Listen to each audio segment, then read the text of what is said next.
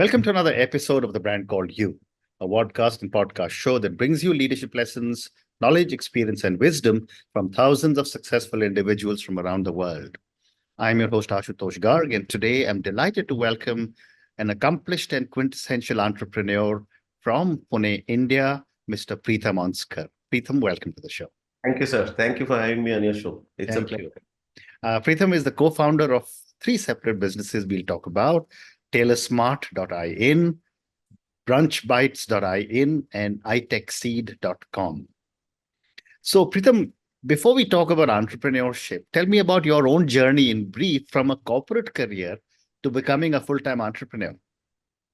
Yes, thank you, Ashutosh, again for the opportunity. I've spent like 23 years in corporate, mostly in telecom. Started my career here in Goa, where I was working for a basic telecom company, and then moved to Pune, working for another enterprise B2B kind of a company, and spent time mostly in sales, but also had a stint in corporate strategy based out of Singapore. Was responsible to have a local presence for that company in various geographies of Asia, the Middle East, Africa, as well as LATAM.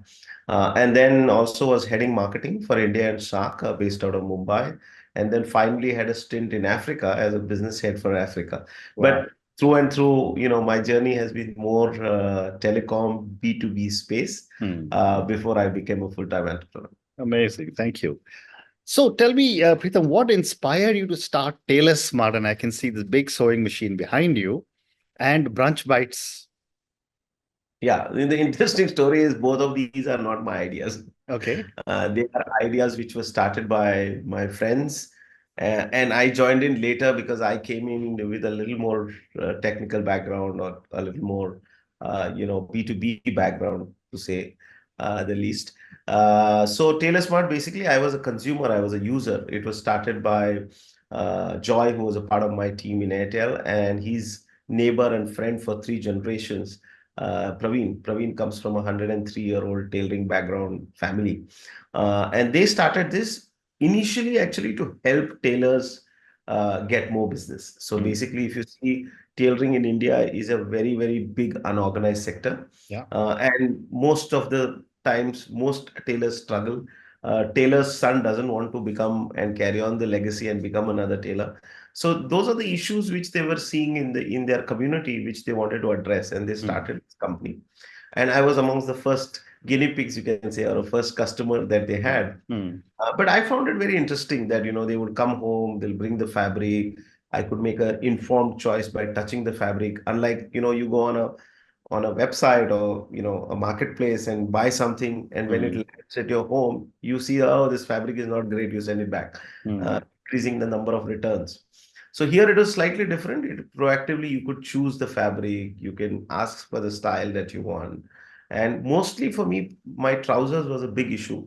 Though I'm 5 feet 6 inches, my upper body is a little more taller than the lower body. So always I went and picked up, let's say, a slim fit trouser in Phoenix Market City or somewhere.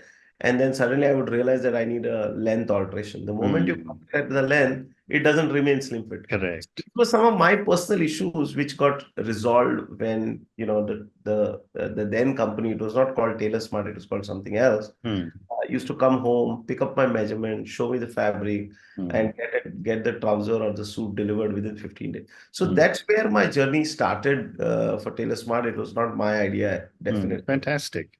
Yeah. Fantastic. So then tell me, Pritam, I've spoken to so many people who have been senior corporate leaders and then decided to become entrepreneurs. What were some of your challenges when you made this transition? First of all, I mean, I would want to give that credit to my mentor, the ex-CMD of Tata.com, who actually also motivated me parallelly to look at this space, because probably he saw that little bit of spark in me that, I could become an entrepreneur. That's one. And then when that happened, I also saw that India was opening big time into startups and this thing. I was still in Singapore then. But I saw that, there is a huge opportunity which is getting generated. And Hmm. and as we all corporate leaders keep a trend of what's changing, uh, Hmm. I thought that, it would be appropriate for me to give it a shot. That's one. But the biggest challenge was the mental challenge, I think. Hmm. Once you have this, now I call it the addiction. That time it was an necessity. But once you have this addiction of your salary hitting your bank account on the 31st of every month or the Hmm. 30th of every month, it's very challenging to move away from that and come and start something on your own. So Correct. first was to convince myself that I can do it and it's possible for me to sustain, and I should give it a shot. And then Hmm. obviously the family support came in once I was convinced. So Hmm. in my view, the biggest challenge was to let go of the addiction of getting salary on the 31st of every month.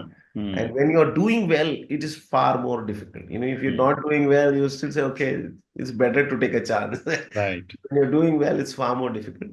Hmm. But in the hindsight, I think I delayed my decision by 2 years because we all middle class people like myself, we look at how many loans we have, what is that we need to take care of at the back end Correct. Correct. before we decide. So I think I am 2 years late into the startups ecosystem, but that's how it works. Hmm. Well said. Great response. And Pritam, what are some of the common misconceptions about entrepreneurship that you have encountered? And I'm sure, like you, well, you must have known many friends who have taken the leap themselves. Absolutely. So a lot of people have this misconception that it is a shortcut to wealth. Hmm. But trust me, it's not. It's a journey. Entrepreneurship is a journey. At least in my mind, I was clear that, I am not looking at this as just as wealth creation or something. I'm from day one, I will become a unicorn or something like that. Hmm. That's not my, but I have seen many people, and, because of my exposure with Founder Institute and all of that, I interact with a lot of startups. The only reason why they get into some of them, they get into startup ecosystem is to become a unicorn. And I'm not saying it's right or wrong. Hmm. All I'm saying that it's not a journey which is a shortcut to unicorn. You have Hmm. to go through the entire grind, and we all know that any brand to build takes about 10 years. But at the same time, there are people who have built a brand in 2 years, people who have built a brand in 4 years. That's great, but when you start something, you should be very clear that the it's not a shortcut to making a lot of money. Hmm. So Hmm. that's one misconception that I would want to break. And I think it's a beautiful journey. People underestimate the power of what it can bring along the way for you when you are covering these 10 years of your journey before you actually hit the super growth stage in some Hmm. sense. So Hmm. that's something that I would advise people to kind of relish the journey at least. At least that's what we have seen over the past 4, 5 years that we are in Hmm. the business. Well said.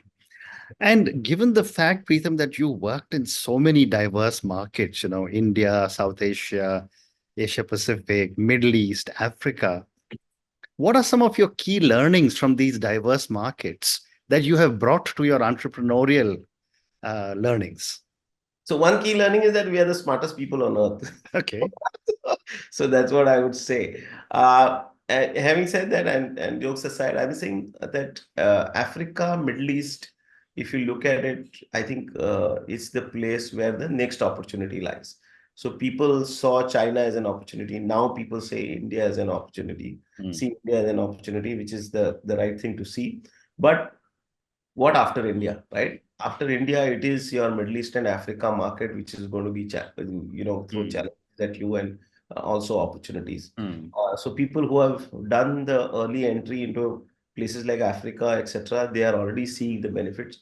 So that's one thing.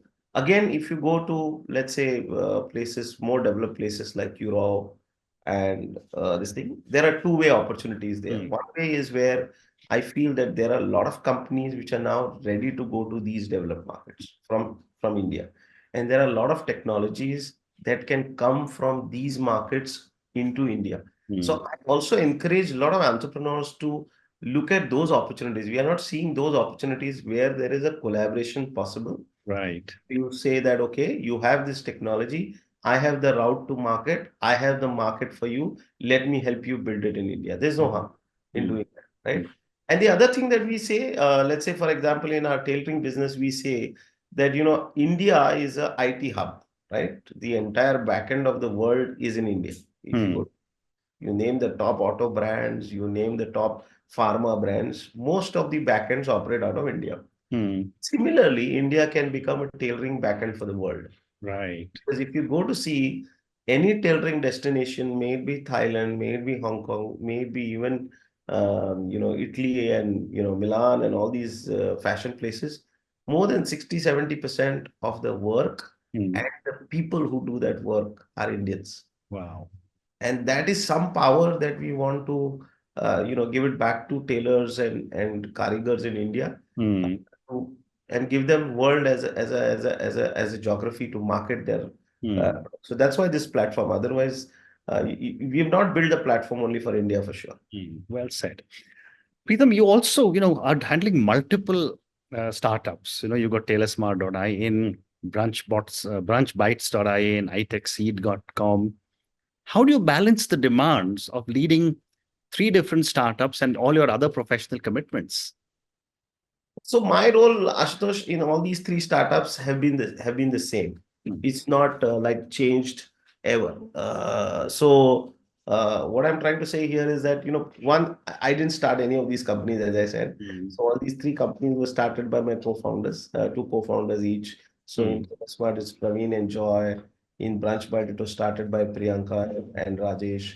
And Itechseed was started by Ram and Chetan. And I came in with a specific role in mind, which was Mm. more to do with PR and marketing. Most of these places I don't handle sales, though I have the sales experience. Mm. There are different sales teams who do it. Of course, I give an overlay support, but my most of my role demand is around digital, is around marketing, is around PR, Mm. is around fundraising, for example, or being the face of these startups. Mm. And then the operations and sales, etc., is managed by my other two co-founders Mm. in other company. So it makes it that much more easier for me to distribute my time. Uh, and somewhere I think it's all stitched together as well.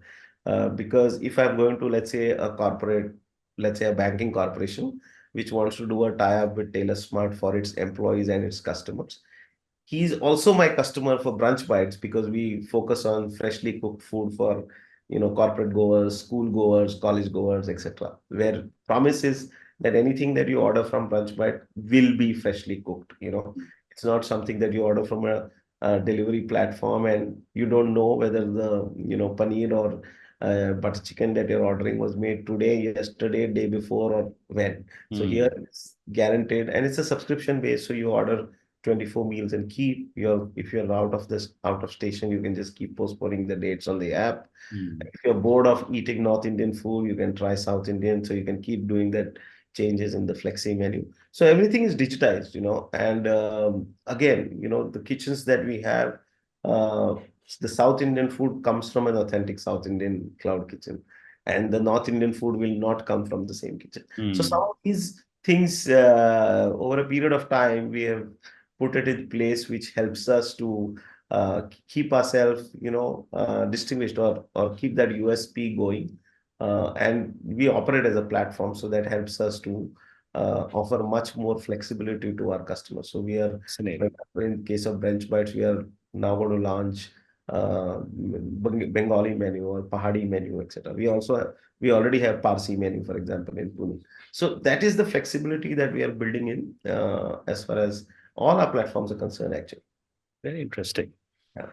My next question, Pritam, is that can you think of a pivotal moment or decision that significantly impacted your own entrepreneurial journey? Yes, I think, when we started Tailorsmart, for example, we had this notion that, um, we will get a super duper response from day one.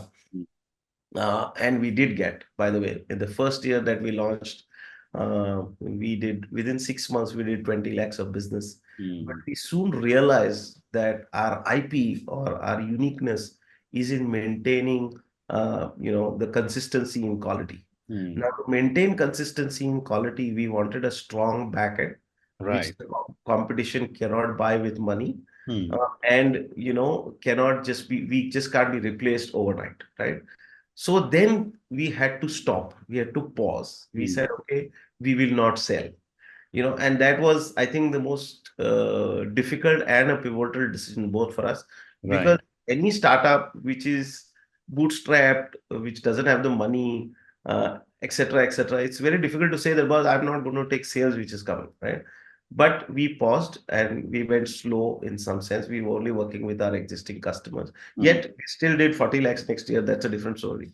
But I'm saying that we had to take that pause to Hmm. make sure that we have those many number of tailors on board. So we now have close to about 800 plus tailors, Hmm. of which, let's say 200 guys only make suits, 100 guys only make shirt, another 100 guys only make ethnic wear, another 100 guys only make kids wear, and so on and so forth. But this was not there with us then. Hmm. And this is our USP. This is something that we feel is also an entry barrier for most of the other biggies who want to come and just pump in money and have setups to do this. Hmm. It's not that this can be replaced overnight. So that's something that we had to take a conscious decision on. And second big thing was, no fabric manufacturer was willing to work with us, Hmm. because we didn't have the deep pockets to buy and keep fabric, so we Hmm. had a different model. So that was another reason why we had to step back and align ourselves, change our working model or the business model, Hmm. and build it all over again. It took us 4 years after that, by the way, to kind of build it and then go back to the market. So that's, Hmm. I think, that is the Well pivot. said. Well said.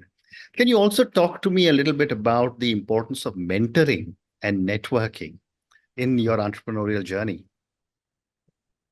Mentoring, yes, I have mentors who have been my ex-bosses in various organizations. Yes, so, and I reach out to them proactively whenever I need them.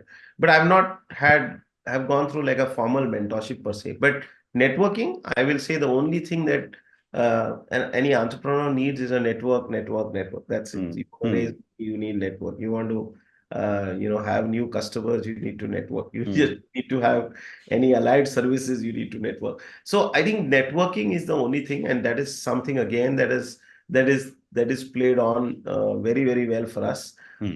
because we have been, even if we are not selling, we have gone and pitched to people.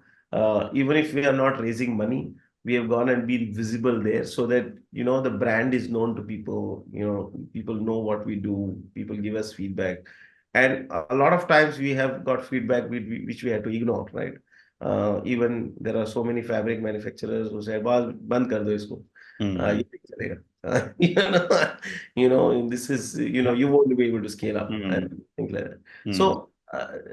So coming from that viewpoint, I think networking really helped us to get that validation that Hmm. we are on the right path. 9 out of 10 customers even today are my repeat buyers. Hmm.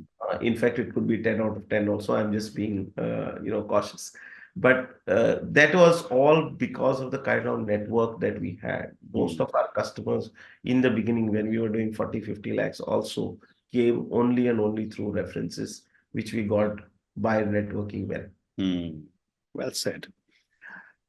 Since you deal with so many people in your teams, you just told me 800 tailors in Tailorsmart.in, and I'm sure Brunchbites, you got multiple kitchens. How do you foster a culture of innovation within these teams? Yes, so I think that is where our corporate experience comes in handy, and Right. you've been a corporate hunter, so you will agree with me that when you're trying to organize an unorganized sector, and in both the cases, it's a very, very unorganized Hmm. sector. I think the systems and processes that you put in, that helps. So, for example, I'll just give you an example from Tailorsmart first, and then maybe we can shift to Brunchbite. So, when all these tailors work with big brands, right? Hmm. Their money comes maybe 30, 40, 50 days later, right? And they are squeezed for the pricing. Hmm. Reverse the trend. Okay, first we said, okay, XYZ brand is giving you 500 rupees to do a trouser Mm, for them. We will give you 600 rupees. mm, So that's the first thing. The second thing that we did is that money that we wanted to give to our tailors went sharp in 7 to 15 days as per the agreed terms with that particular tailor. mm, That changed the entire mindset of the tailor and built far more better loyalty towards Tailorsmart. Now, mm, I would not want to name the brands, but they work for some of the largest brands, mhm.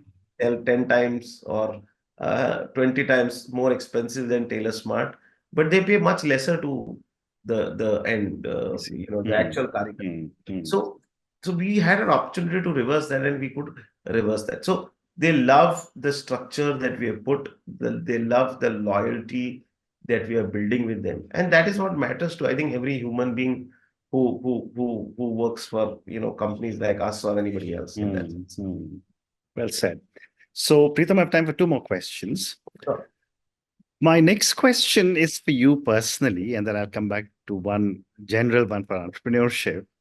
You not only are you an entrepreneur, but you're also a marathon runner. You travel.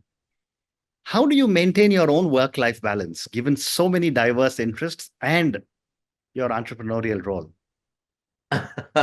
Yeah, that's a great question, Ashutosh. I think a lot of this credit goes to my family to support every aspiration in some sense that I have. That's one. And secondly, I think it's discipline. Discipline is something that we are taught in school but ignored big time when Mm, we grow up. And for me, since as I said, I come from a very humble background, I had to be disciplined because there were pressing needs to be taken care of. So one is discipline, and second is the support that you get from your family is very critical. mm, So when I talk about discipline, I'm very disciplined to run only in the mornings because mm, that gives me energy to go through the entire day. In some sense, I've tried my evening runs also, but it gave me energy at the wrong time, so I was awake instead of sleeping. mm, So, mm, so these are some of the things that I maintained personally. So even if I'm traveling, I make sure that I have my running gear with me, or if there's a gym, I go and hit the gym. So that those are some of the things I think would help every entrepreneur if mm, they have a passion. And for me, running is not about just fitness. It's mm, about, for me, it's meditation. As I keep saying, I kind of dream, or I kind of foresee myself in different roles when I'm running. I'm even mm, seeing myself as a Prime Minister of India one day. mm, so, mm. so And why that not? helps. Yes. So that helps me to. So it's only for myself. It's not to boast about anything, or but to keep myself upbeat about things that I want to do in Mm, future. Um, that also allows me not to stop, because there are so many challenges in the entrepreneurial journey that you have to think about not just the next thing, but the next three or four things that are ahead of you. mm, So when that's the challenge, I think you have to open your mind to larger scheme of things, and mm, running helps you do that. Because mm. if you're running, I run marathon, as you know. Yeah. So these are long runs, so minimum Mm, an hour or so. So you get an hour to yourself. What else do you need? I mean, that 1 hour is your hour. But absolutely. nobody. Well said. Well said. And my last question to you, Preetham, and this is for the thousands of people who will listen to our conversation. What would you say are three lessons from your own journey that you would want our viewers and listeners to take away?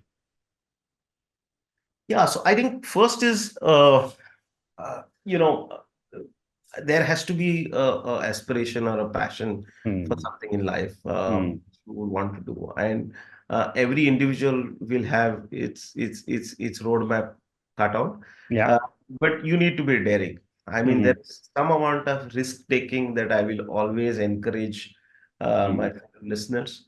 I was late to take that risk by at least mm, 2 to 3 years.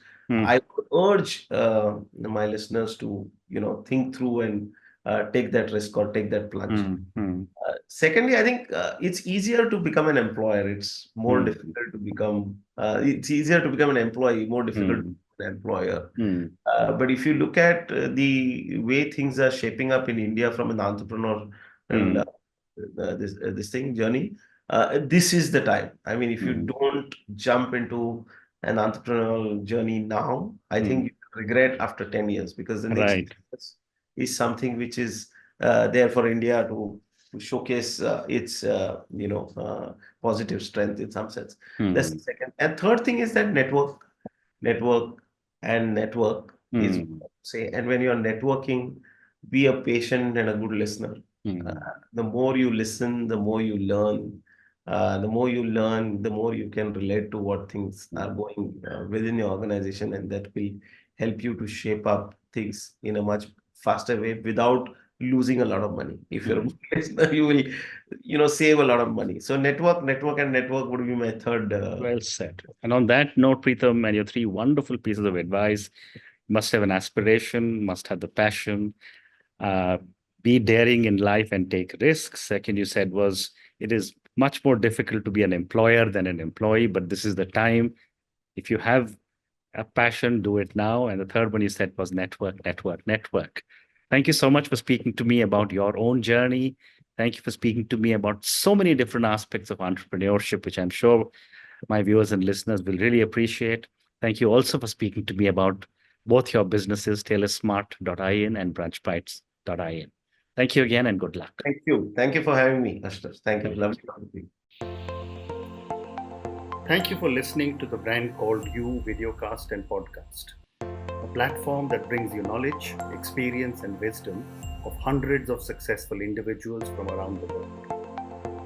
Do visit our website www.tbcy.in to watch and listen to the stories of many more individuals.